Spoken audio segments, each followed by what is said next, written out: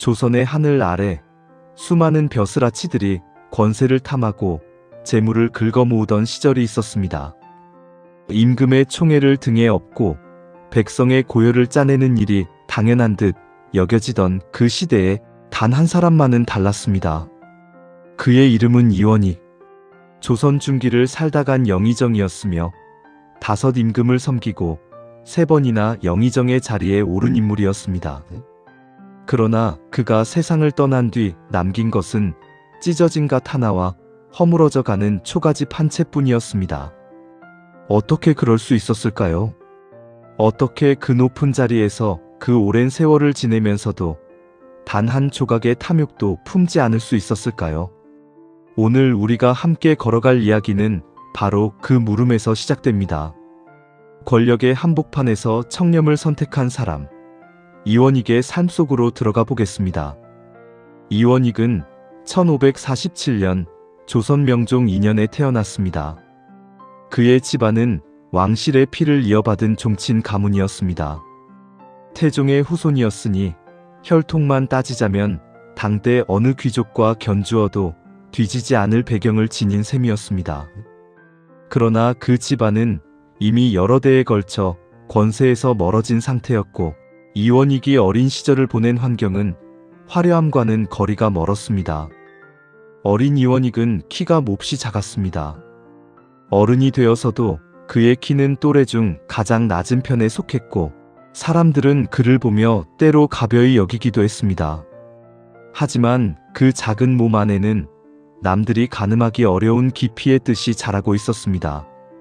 그는 글을 읽을 때 빠르게 외우는 것보다 오래 곱씹는 쪽을 택했고 성현의 말씀을 삶의 장식이 아니라 삶의 기준으로 삼으려 했습니다. 24살이 되던 해 이원익은 과거에 급제합니다. 그것이 그의 공직 생활의 시작이었습니다. 첫 벼슬은 작은 것이었습니다. 하지만 그는 어디에 있든 자신이 서 있는 자리를 소홀히 하지 않았습니다. 아랫자리에서도 윗자리에서 하듯 일했고 윗자리에 올라서도 아랫사람의 눈높이로 세상을 바라보려 했습니다. 그가 처음으로 세상의 주목을 받게 된 것은 안주 목사로 부임하면서부터였습니다. 당시 평안도 일대는 행정이 어지럽고 민심이 흉흉했습니다. 탐과 놀이들이 백성의 것을 빼앗고 관아는 제 역할을 잃은 지 오래였습니다. 이원익이 부임하자 사람들은 또 다른 벼슬아치가 왔거니 하며 눈길도 주지 않았습니다. 하지만 그는 달랐습니다. 그는 부임하자마자 관아의 창고를 열었습니다. 쌓여있는 물자를 살폈고 장부를 검토했으며 어디서 어떻게 새고 있는지를 하나하나 짚어나갔습니다. 그리고 백성들이 억울하게 내고 있는 부역과 세금을 줄이는 일에 착수했습니다. 말로만 하는 선정이 아니었습니다. 직접 마을을 돌았고 가난한 집의 사정을 들었으며 그 목소리를 행정에 반영했습니다. 얼마 지나지 않아 안주 일대의 분위기가 달라지기 시작했습니다. 도망쳤던 백성들이 돌아왔고 황폐했던 논밭에 다시 씨앗이 뿌려졌습니다. 사람들은 이원익을 가리켜 저 영감은 참으로 다르다고 말하기 시작했습니다. 그 소문은 평안도를 넘어 한양까지 퍼졌습니다. 임금도 그 이름을 듣게 되었습니다. 선조는 이원익을 불러들였고 이후 그는 중앙조정에서 중요한 역할들을 맡게 됩니다. 그런데 이원익은 높은 자리에 올라갈수록 더 조심했습니다. 더 화려하게 살지 않았고 더 넓은 집을 구하지 않았습니다. 그는 여전히 낡은 옷을 입었고 끼니를 검소하게 차렸으며 집안의 하인을 늘리지 않았습니다. 동료들은 가끔 그에게 물었습니다. 지위에 걸맞은 위엄을 갖추어야 하지 않겠느냐고. 그러면 이원익은 조용히 웃으며 대답하곤 했습니다.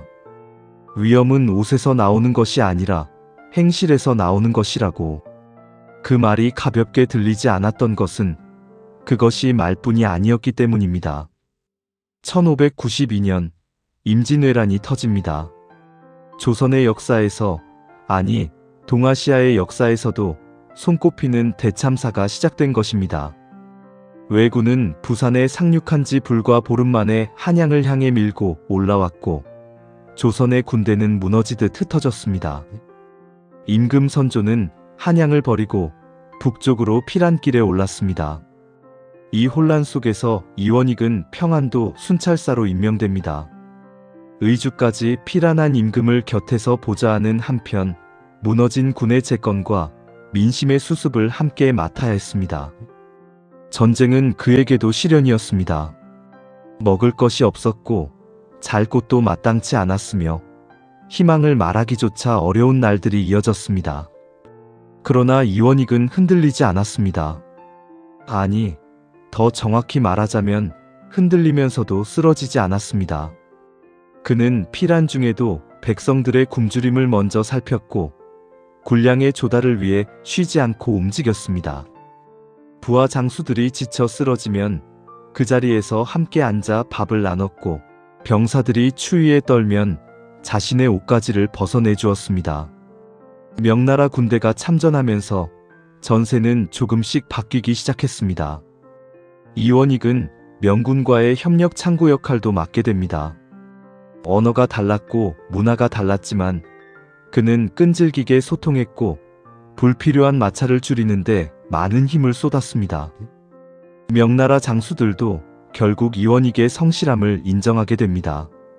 전쟁이 길어지면서 조선의 내부는 또 다른 문제들로 끌어올랐습니다. 전란의 혼란을 틈타부를 긁어모으는 관리들이 생겨났고 군량을 빼돌리는 자들도 나타났습니다. 이원익은 이들을 엄히 다스렸습니다.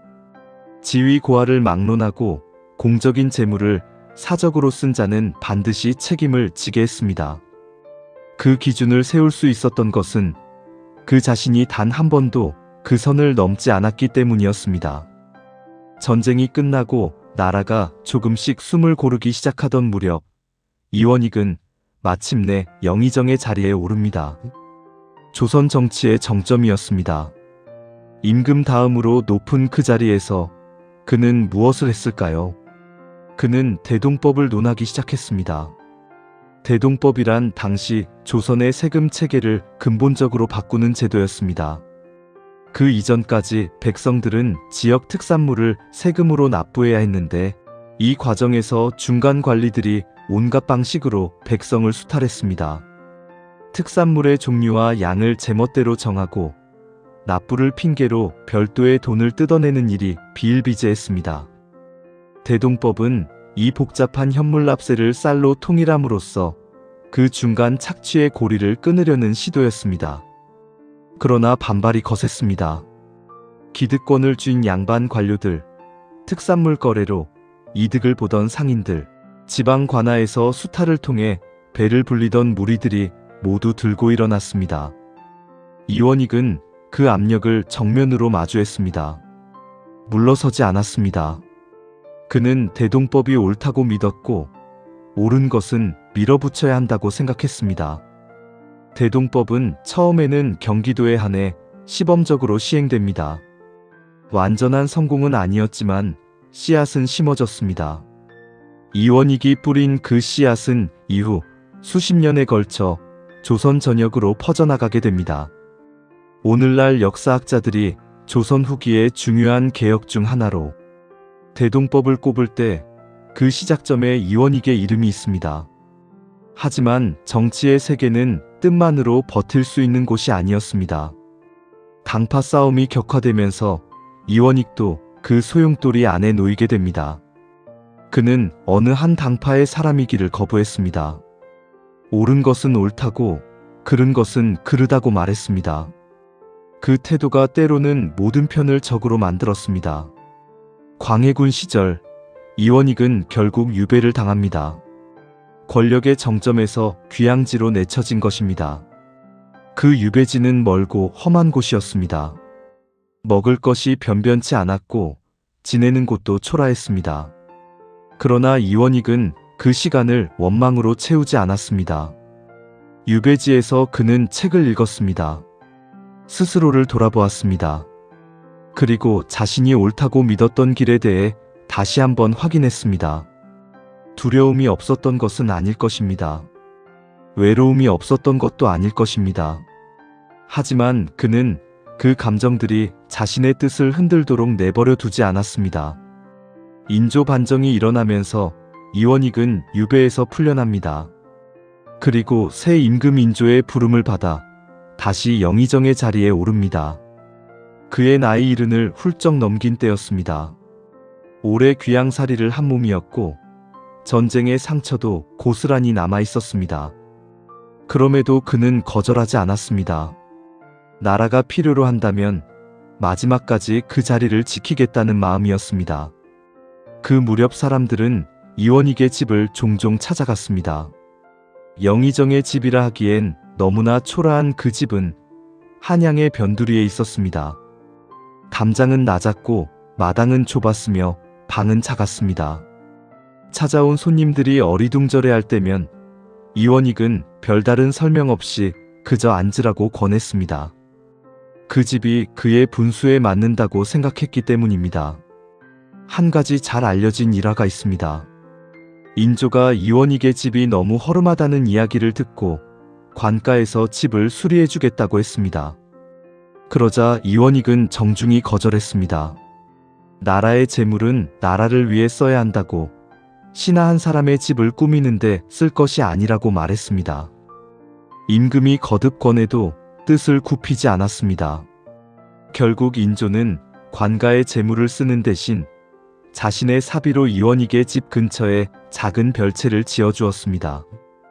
이것이 오늘날 경기도 광명에 남아있는 오리 이원익 종택의 기원입니다.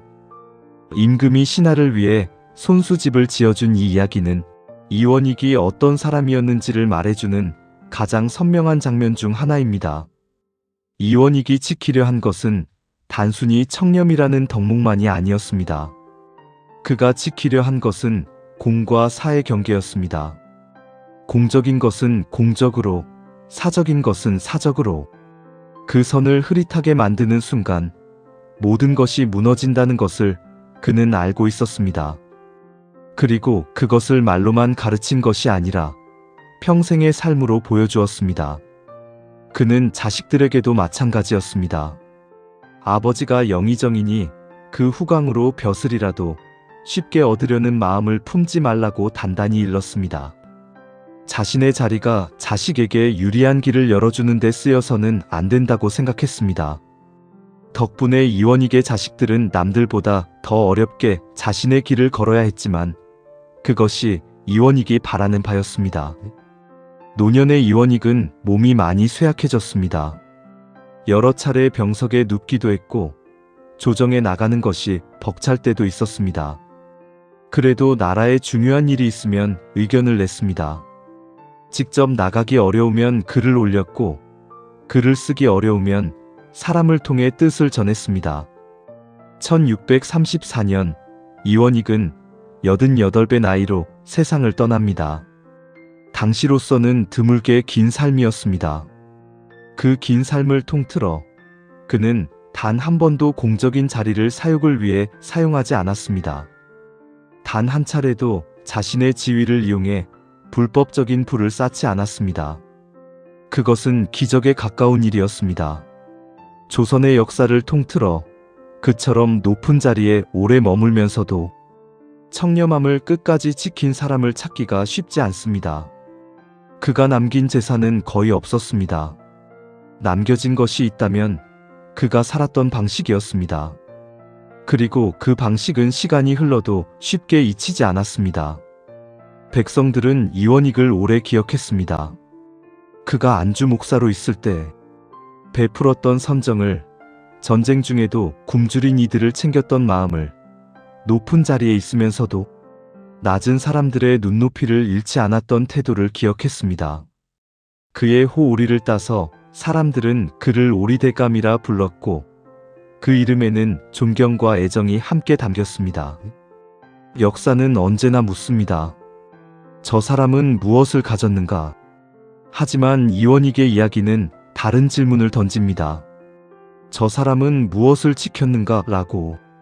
가질 수 있었지만 갖지 않은 것들, 누릴 수 있었지만 누리지 않은 것들, 그것들이 오히려 그를 풍요롭게 만들었습니다. 재물의 풍요가 아니라 인격의 풍요로, 권세의 풍요가 아니라 신뢰의 풍요로. 오늘 우리가 이원익의 이야기를 꺼내는 것은 단지 옛날 훌륭한 사람이 있었다는 이야기를 하기 위해서가 아닙니다. 지금 이 시대에도 공과 사의 경계는 늘 흔들리고 권력을 쥔 사람이 그것을 어떻게 쓰느냐는 언제나 중요한 문제이기 때문입니다. 그 흔들리는 자리에서 이원익이 어떻게 버텼는지를 생각해보는 것, 그것이 이 이야기를 지금 다시 꺼내는 이유입니다. 작은 키의 노인이 찢어진 갓을 쓰고 낡은 집 앞에 서 있는 모습을 상상해 보십시오. 그 손에 쥔 것은 아무것도 없어 보입니다. 하지만 그의 등 뒤에는 평생 흔들리지 않은 뜻이 서 있었습니다. 그리고 그 뜻이 그가 세상을 떠난 지 400년이 가까운 지금까지도 그의 이름을 살아있게 합니다. 이원익, 평생 청렴했던 영의정. 그가 끝내 지키려 했던 것은 재물도 아니었고 명예도 아니었습니다. 그것은 사람이 사람으로서 지켜야 할 선이었습니다.